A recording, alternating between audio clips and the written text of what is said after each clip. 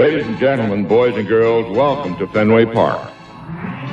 On May 10th, 2018, ahead 4-0, the bullpen let the Yankees come back to tie up the game in the 7th inning at Yankee Stadium. But then J.D. Martinez homered in the 8th inning to put the Sox back on top for good, 5-4. John Lester was as good as he'd ever been, if not better, during a one-hit complete game shutout over the Blue Jays with a 5-0 win on May 10th in 2013. He carried a perfect game into the 6th inning, gave up a 2-out line drive double, and then retired the next 10 batters.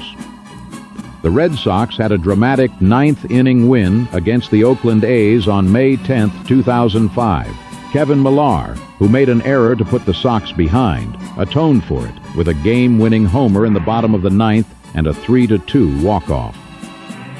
On May 10th in 1999, Nomar Garcia-Parra hit 3 home runs, including 2 grand slams, and drove in 10 runs to punish the Seattle Mariners at Fenway. Tim Wakefield beat the Royals by a 3-1 score on May 10th in 1998.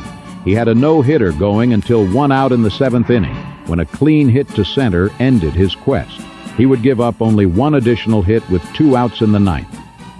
The Red Sox edged the Blue Jays 6-5 in 11 innings on May 10th in 1996.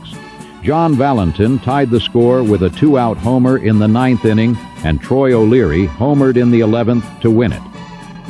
On May 10th, 1987, Bruce Hurst's 8-0 shutout against the Angels was his 3rd of the year, becoming the first Sox left-hander since Bill Lee in 1975 to pitch back-to-back shutouts. Ellis Burks apparently liked Angels pitching because he connected for his first major league home run against Hall of Famer Don Sutton in the 3rd inning. The Red Sox pulled out a 10th inning win, beating the A's 5-4 on May 10, 1985. Dwight Evans' homer tied the game in the bottom of the 9th. Then, in the 10th, Bill Buckner doubled and was driven home by Reed Nichols for the walk-off win. On May 10th in 1969, with Mike Andrews, George Thomas, and Yaz loading the bases, Tony Conigliaro's triple in the 10th inning powered the Sox to a 6-3 win in Anaheim. The Red Sox beat the Yankees 3-2 on May 10, 1965. Carl Yastrzemski hit a pair of homers and a sacrifice fly to account for all the Sox runs that gave Jim Lonborg his first major league win.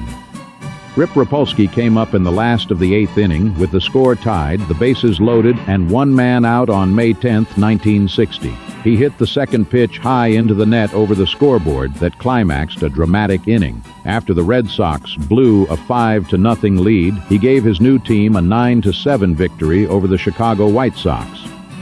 Finally, on May 10th in 1959, Sammy White drove in the run that tied the game in the 8th inning, and Don Budden homered in the 10th inning to give the Sox a 3-2 win at Baltimore.